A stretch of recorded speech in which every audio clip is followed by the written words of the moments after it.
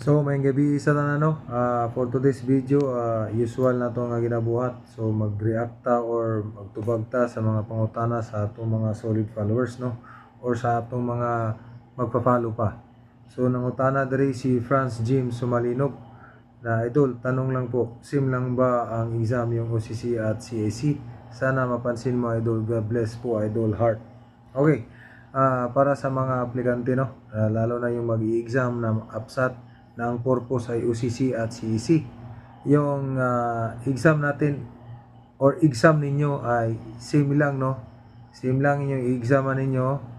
Ang hindi lang magkapareha doon is yung range or score ninyo. So para sa mga CEC at least 49 no.